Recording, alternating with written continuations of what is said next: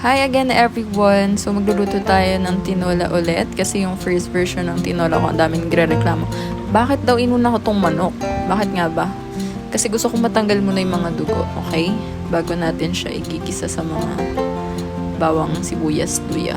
Okay, so ayan, spread lang muna natin yung mga manok. Kapag medyo mainit na, check natin kung nawawala na ba yung dugo. So ayan, pag medyo wala ng dugo, yung kabilang side, balibaligtarin nyo lang. Okay? Hanggang sa mawala na yung dugo nilang lahat.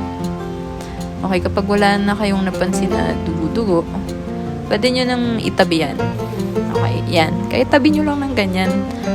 Mag-leave lang kayo ng space para sa mga bawang sibuyas at luya. So, ayan, naglagay akong konting mantika. Kasi hindi naman nagpo-produce ng sobrang mantika yung manok. Tapos, inuna ko tong luya. Ayan. Kasi mas matagal yan maluto. Mas matagal lalabas yung katas niya. Ayan. So, lutuin lang natin. Sunod yung bawang at sibuyas. Pinagsabay ko na. So, halu-haluin lang natin hanggang sa maluto yung mga yan. Tsaka natin sila i-mix together later. Ayan. Nilagyan ko na rin ng paminta. No? Paminta, ba't walang asin? Kasi yung asin daw, may narinig ako somewhere na pag inuna mo yung asin sa karne, titigas yung mga karne. Ganon din sa baboy. So, yan, inuna ko yung paminta. So, patayin nyo yan. Nilipat ko lang muna ng malalim na lalagyan kasi lalagyan ko na ng sabaw. Okay? So, nilipat ko muna siya. Tapos, nilagyan ko ng 5 glasses of water.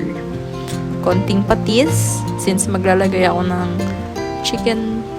chicken cubes. I mean. Yan. Tapos, takpan lang natin hanggang sa kumulo siya. So, pakuluin natin ng medyo matagal hanggang sa maluto ang manok. Tapos, tsaka natin ilalagay ang papaya. Okay. Tapos, haluin lang natin. Pakuluin natin ulit.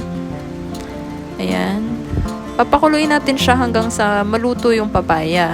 Paano malalaman? Ayan. Pag madali na siyang hiwain, okay na yan. Okay. Tapos, lagay natin yung mga gulay.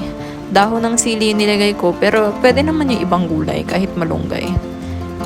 Tinakpan ko lang, tapos papakuluin ko mga 5 minutes, tsaka ako isasaray.